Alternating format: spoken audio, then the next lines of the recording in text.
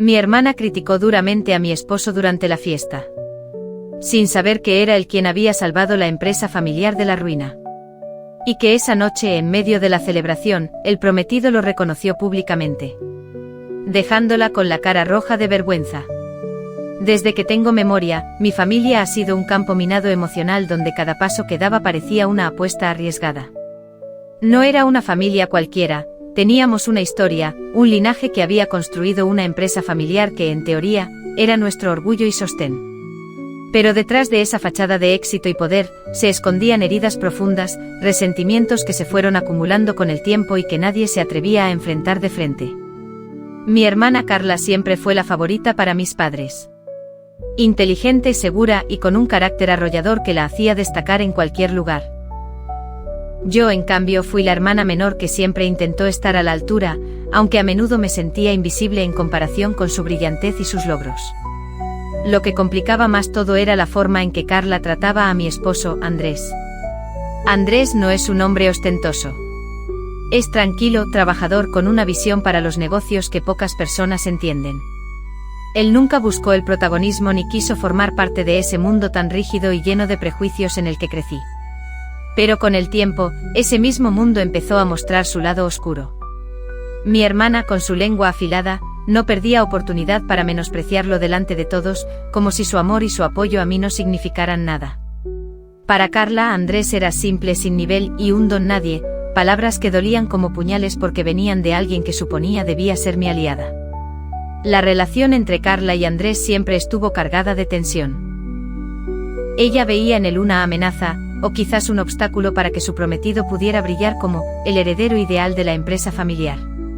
Y aunque Andrés jamás se metió en su camino de forma directa, su éxito silencioso y su discreta manera de ayudar a la familia provocaban en ella una especie de envidia que disfrazaba con desprecio. Pero la verdad era que Andrés había hecho mucho más de lo que imaginábamos todos. Cuando la empresa atravesaba su peor crisis financiera, cuando parecía que todo se iba a derrumbar, fue él quien con paciencia y astucia inyectó los recursos necesarios para salvarla.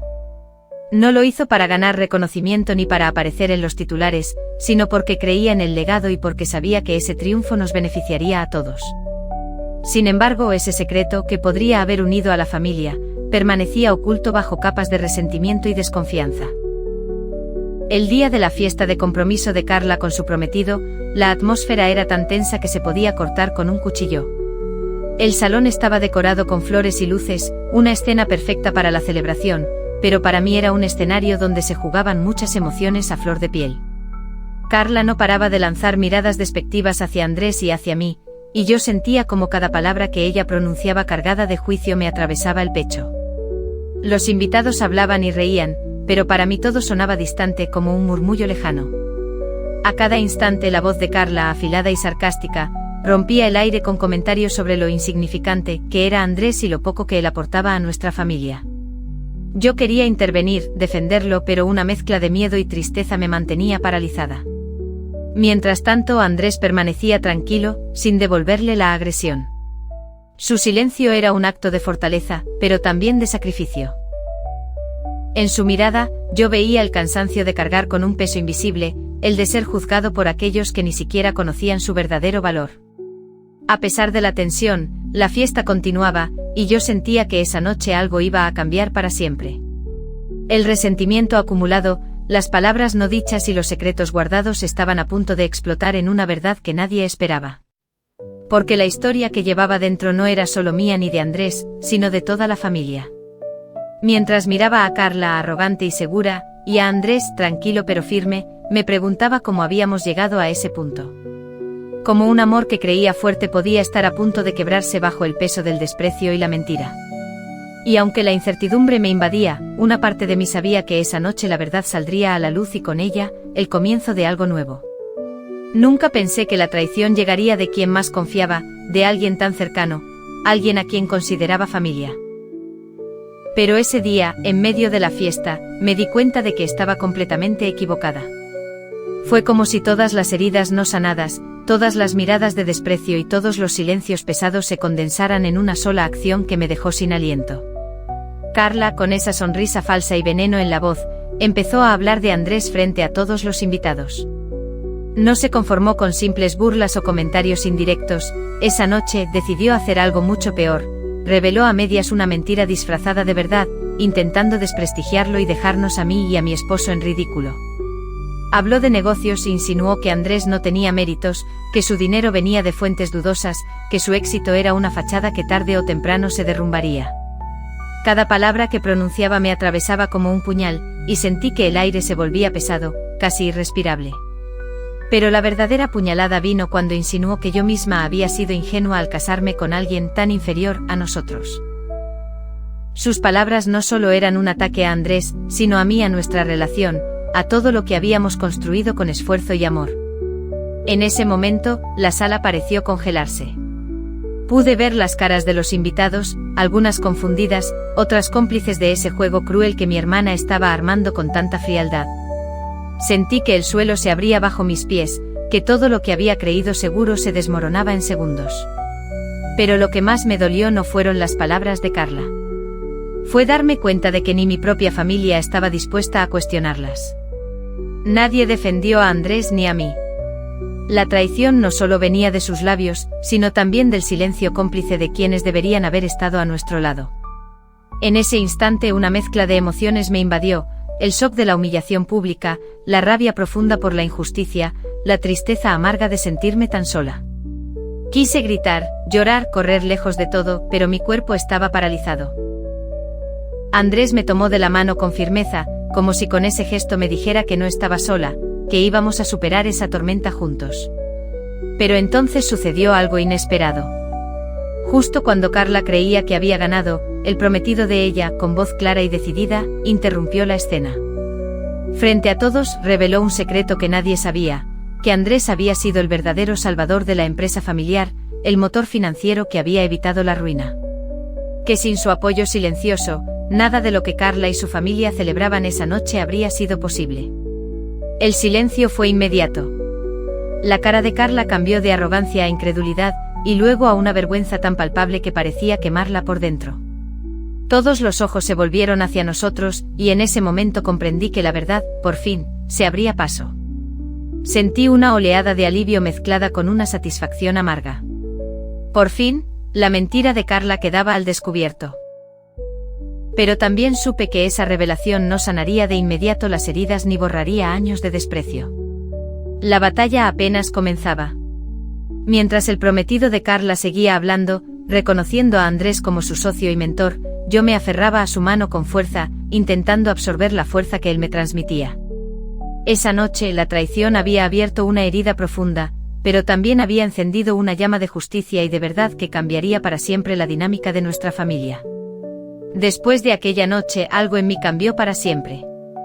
La traición de Carla no fue solo un golpe contra mi esposo y contra mí, sino contra la idea misma de familia que yo había construido en mi cabeza.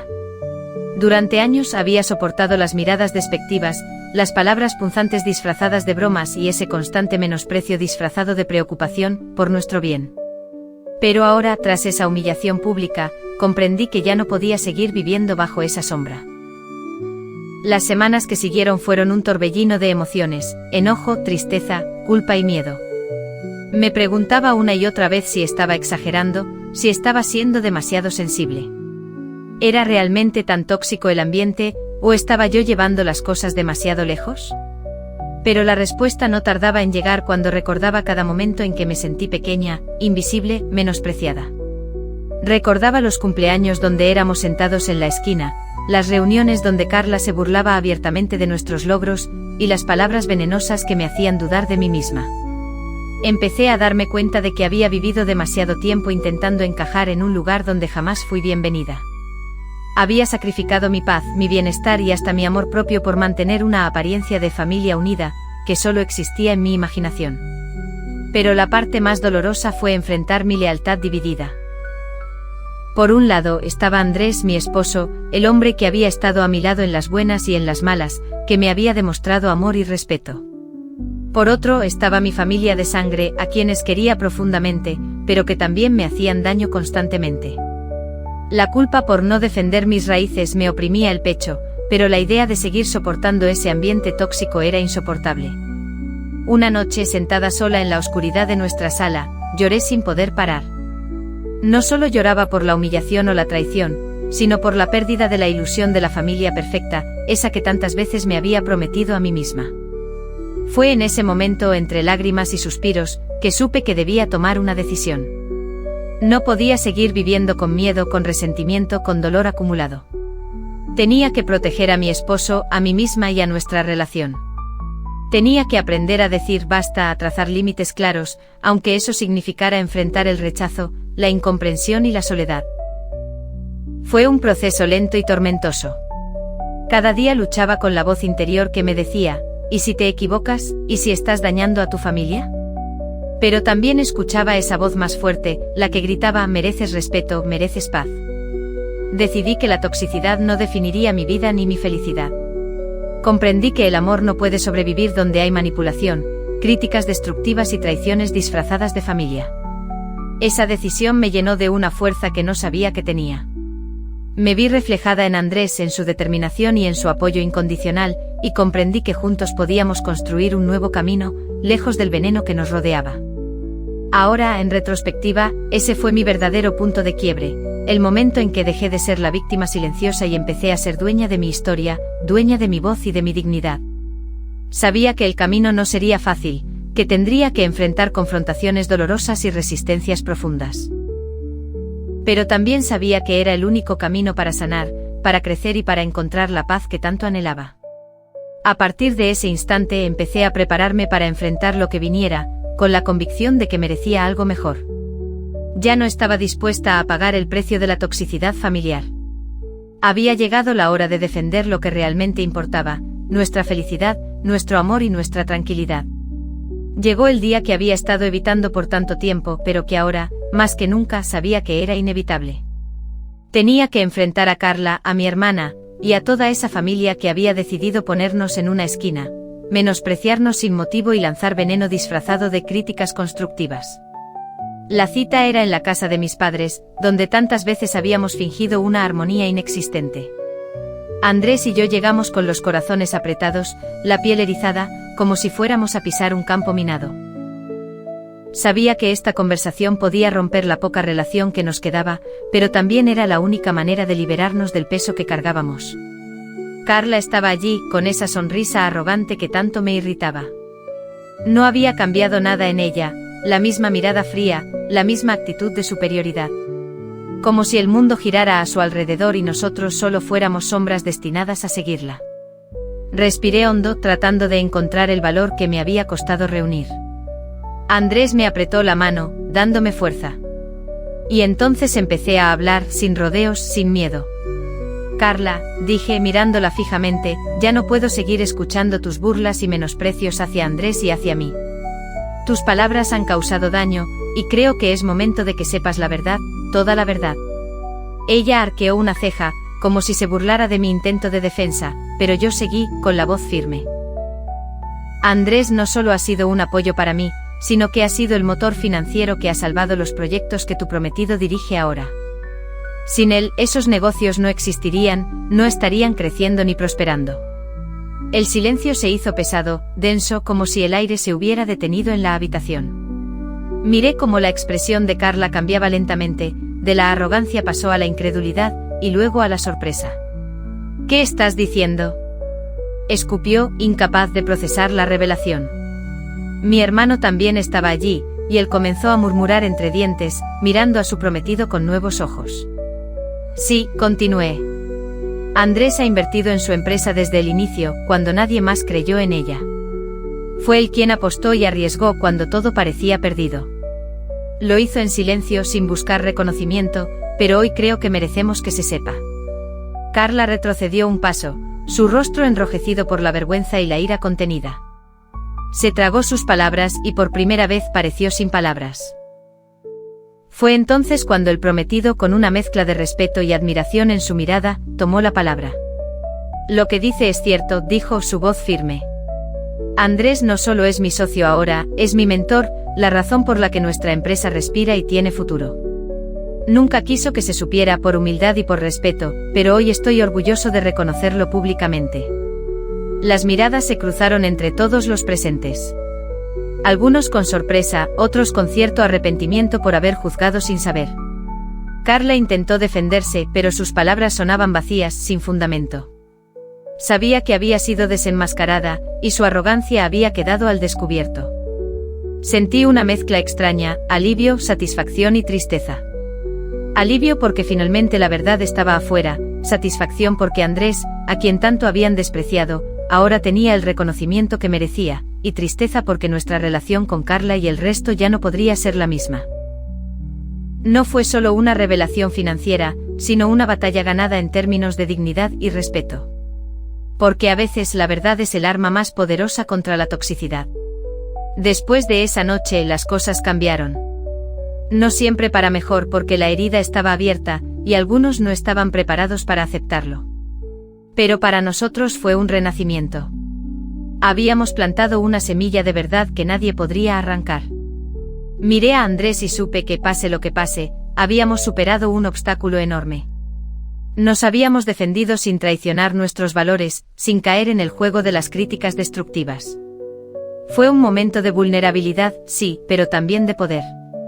Porque finalmente nos habíamos puesto en pie, dejando claro que merecíamos respeto, que nuestra historia era válida y que nadie tenía derecho a menospreciarnos. Y aunque el camino adelante sería difícil, esa noche me demostró que decir la verdad, aunque duela, es el primer paso para sanar y construir algo nuevo, lejos de la sombra tóxica que tanto daño nos hizo. Después de aquella noche supe que nada podría volver a ser igual. La verdad había salido a la luz y aunque dolió, también liberó una parte de mí que llevaba años atrapada en un ciclo tóxico. Pero más allá de la revelación, entendí que la verdadera batalla apenas comenzaba. Ahora tenía que protegernos de ese veneno constante que solía filtrarse en nuestras vidas. Era momento de establecer límites claros, esos muros invisibles que separan lo que estamos dispuestos a tolerar de lo que nos destruye. Al principio, no fue fácil. Cuando mencioné que íbamos a reducir la frecuencia de las visitas familiares, las preguntas llegaron como un vendaval. ¿Por qué, acaso no somos familia? Me miraban con una mezcla de desconcierto y reproche, como si poner límites fuera una traición. Pero yo sabía que no podía seguir exponiéndome a esas críticas disfrazadas de consejos, a los comentarios hirientes sobre Andrés, a las miradas cargadas de juicio y menosprecio. Tenía que cuidar de mi salud mental, de mi matrimonio y de mi dignidad. Empecé a decir no con más frecuencia. A rechazar invitaciones a reuniones donde sabía que la atmósfera sería tóxica. A evitar conversaciones que no llevaban a nada constructivo. En esas ocasiones, usaba frases sencillas pero firmes: prefiero no hablar de eso, no estoy dispuesta a entrar en ese juego, esta conversación no me beneficia. Lo más difícil fue enfrentar la resistencia. Carla no aceptaba que me distanciara. Llamadas insistentes, mensajes cargados de reproche y manipulaciones emocionales intentaban arrastrarme de vuelta a ese círculo de dolor. Es tu familia, deberías hacer el esfuerzo, decían. Pero entendí que el esfuerzo no podía ser a costa de mi bienestar. Cada vez que sentía culpa por alejarme, recordaba las lágrimas que derramé en silencio, las noches en vela preguntándome si merecíamos tanto desprecio. Y esa culpa se transformaba en una fuerza que me empujaba a seguir adelante. También puse límites físicos. En las reuniones familiares, ya no permitía que se sentaran a nuestro lado con miradas despectivas o comentarios en voz baja. Si alguien intentaba hablar mal de Andrés o de mí, cambiaba de tema o me retiraba. No era fácil ignorar esas heridas, pero con cada paso que daba, mi piel se hacía más resistente. Mis amigos más cercanos y Andrés fueron mi soporte en este proceso. Me recordaban que no estaba sola y que protegerme era un acto de amor propio, no de egoísmo. Poco a poco esa convicción creció dentro de mí, hasta volverse inquebrantable. Aprendí que los límites no son muros para alejar a quienes amamos, sino fronteras que nos permiten estar en paz con nosotros mismos. Que decir basta no es un fracaso, sino una victoria silenciosa contra el daño emocional. Con el tiempo, incluso mi familia comenzó a notar el cambio. Ya no éramos el blanco fácil de burlas o menosprecios. Al principio hubo tensiones, momentos incómodos y hasta intentos de sabotear nuestra tranquilidad, pero yo había tomado la decisión, y no iba a retroceder. Ahora, cuando alguien me pregunta sobre mi distancia, respondo con sinceridad: necesito cuidar mi salud emocional y la de mi familia. Eso es lo más importante para mí. Algunos entienden, otros no, pero ya no permito que sus opiniones me afecten. Establecer límites me devolvió la voz que creía perdida. Me enseñó a priorizar mi bienestar, a respetarme y a exigir respeto. A reconocer que aunque la familia es importante, no puede ser una fuente constante de dolor. Hoy vivo con más tranquilidad y fuerza. Sé que habrá días difíciles, pero también sé que cada límite que pongo es un acto de amor hacia mí misma y hacia quienes amo. ¿Por qué? Había crecido creyendo que la familia era un deber sagrado, una obligación inquebrantable que debía cumplirse sin cuestionamientos. Que pase lo que pase, uno debía estar ahí, soportar, callar y complacer, porque al final, la sangre es lo primero. Pero después de tanto dolor, de tanto desgaste, esa creencia se empezó a desmoronar frente a mis ojos. La noche en que decidí que ya no podía seguir alimentando ese ciclo tóxico, supe que no solo estaba renunciando a ciertas dinámicas, sino a un modelo que me había impuesto desde niña. La familia, tal como la había vivido, era un lugar donde debía perderme para complacer a otros, donde la voz propia no tenía valor, y la paz era un lujo casi imposible. Elegir la paz sobre la obligación fue como un terremoto interno. Porque no es fácil romper con expectativas tan arraigadas, ni con el sentido de culpa que viene envuelto en cada debería y tengo que. Pero entendí que no podía seguir sacrificándome a mí misma, que mi salud emocional y la de mi esposo merecían ser prioridad. Al principio, la decisión me llenó de incertidumbre. ¿Sería egoísta? ¿Me juzgarían? ¿Me arrepentiría?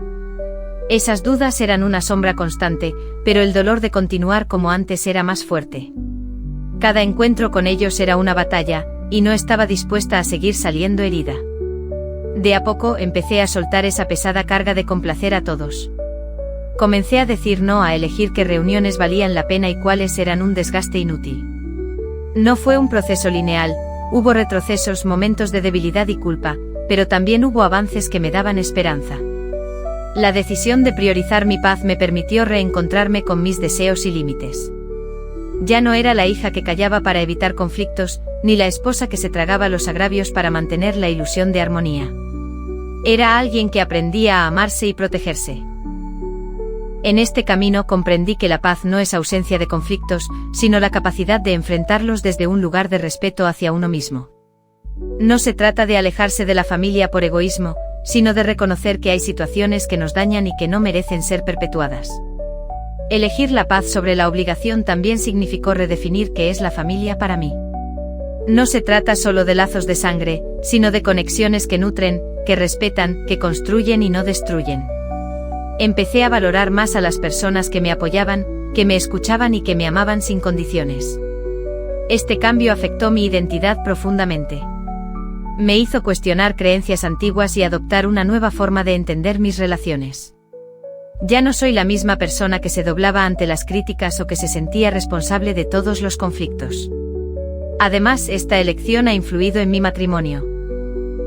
Andrés y yo nos sentimos más fuertes y unidos, porque ahora caminamos juntos hacia un bienestar compartido, sin permitir que voces externas nos desestabilicen.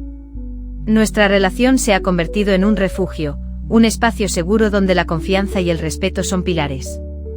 Sé que para muchos puede parecer una decisión radical o dolorosa, pero para mí ha sido liberadora. Elegir la paz no significa cerrar puertas definitivamente, sino abrir ventanas para respirar, para sanar y para crecer. Hoy puedo decir que la obligación familiar no debe ser una cadena que nos impida vivir plenamente. Que el amor propio y la tranquilidad emocional son derechos innegociables. Y que aunque duela, a veces es necesario alejarse para poder volver a encontrarse. Este camino me ha enseñado que la paz es un acto valiente de autocuidado, y que merezco vivirla sin sentir culpa ni miedo. Porque solo así puedo ser auténtica, fuerte y feliz, más allá de cualquier expectativa ajena. Después de haber tomado la decisión de poner distancia y priorizar nuestra paz, llegó el momento de enfrentar las consecuencias. No fueron pocas ni siempre fáciles, pero sí necesarias para mi sanación y crecimiento. Al principio el silencio en la familia fue ensordecedor. La ausencia de llamadas, los mensajes que ya no llegaban, y el frío en las reuniones fueron golpes que me hicieron cuestionar si había hecho lo correcto. Sentí un vacío que no esperaba, como si hubiera roto un lazo invisible que aún me mantenía atada a ellos. Pero con cada día que pasaba, ese vacío comenzó a llenarse con algo diferente: tranquilidad, respeto propio y la sensación de estar siendo fiel a mí misma. Las reacciones no se hicieron esperar. Algunos familiares intentaron minimizar mi decisión, diciendo que era inmadura o egoísta. Otros me lanzaron reproches disfrazados de consejos, como si mi paz fuera una traición. Sin embargo, también aparecieron quienes me mostraron su apoyo genuino, quienes entendieron que romper patrones tóxicos no es un acto contra la familia, sino a favor de la vida. Lo más importante fue que Andrés y yo fortalecimos nuestro vínculo. Habíamos pasado por tanto juntos, y ahora sentíamos que nada externo podría romper lo que habíamos construido. Nuestra relación dejó de ser un refugio temporal para convertirse en el centro de nuestra estabilidad emocional. La confianza que nos tenemos y la comunicación sincera nos hicieron crecer como pareja y como individuos. Con el tiempo empecé a darme cuenta de que el crecimiento personal no es un camino recto ni fácil. A veces sentía que retrocedía, que las heridas volvían a doler, pero sabía que era parte del proceso. Aprendí a ser paciente conmigo misma y a aceptar que sanar lleva tiempo, pero que cada pequeño paso cuenta. También me volví más consciente de mis límites y de la importancia de mantenerlos. No solo en la familia, sino en todas las áreas de mi vida. Esa fortaleza me permitió evitar caer en dinámicas que antes me consumían y aprender a decir no sin sentir culpa. Fue un acto de amor propio que, aunque costó, fue liberador. Una de las revelaciones más poderosas fue entender que la familia no es un lugar de perfección ni siempre de amor incondicional. Que las personas que nos rodean pueden tener sus propias limitaciones y heridas, y que eso no debe definir nuestra valía ni nuestro bienestar. Esta comprensión me dio la libertad de mirar a mi familia con ojos más realistas, sin idealizaciones ni resentimientos paralizantes. Mirando hacia atrás, siento que este conflicto doloroso y desgarrador fue una escuela para mi crecimiento emocional y espiritual. Aprendí que a veces es necesario desarmar para poder reconstruir, que el amor propio es la base para relaciones sanas, y que la paz interior no depende de la aprobación externa. Ahora, cuando pienso en mi familia, siento una mezcla de amor, tristeza y distancia sana. No todos están en mi vida con la misma intensidad, y eso está bien. He aprendido a aceptar que cada quien elige su camino, y que el mío es cuidar de mi salud mental y emocional primero. Esta experiencia también me ha enseñado a ser más compasiva, no solo con ellos, sino conmigo misma. A entender que no se trata de ganar o perder, sino de encontrar equilibrio y autenticidad. Que la verdadera fortaleza está en reconocer cuando algo nos hace daño y tener el coraje de cambiarlo. Hoy me siento más libre, más segura y más en paz. La sombra de la toxicidad familiar ya no me domina. He construido un espacio donde puedo ser yo, sin máscaras ni temores. Un espacio donde el respeto, el amor verdadero y la comprensión son posibles. Sé que el camino no termina aquí, que la vida sigue trayendo retos y que las relaciones humanas son complejas. Pero ahora cuento con herramientas, con una voz firme y con la certeza de que merezco vivir sin dolor impuesto. Por eso compartir esta historia es también un acto de solidaridad para quienes están pasando por algo similar. Para recordarles que no están solos, que es válido poner límites, elegir la paz y buscar el crecimiento personal, aunque eso signifique alejarse de lo que siempre pensaron que era la familia perfecta. Al final aprendí que la verdadera familia es aquella que nos hace sentir bien con nosotros mismos, que nos impulsa a ser mejores sin destruirnos, y que nos acepta con todas nuestras imperfecciones. Esa familia, la que elegimos construir con amor y respeto, es la que realmente importa.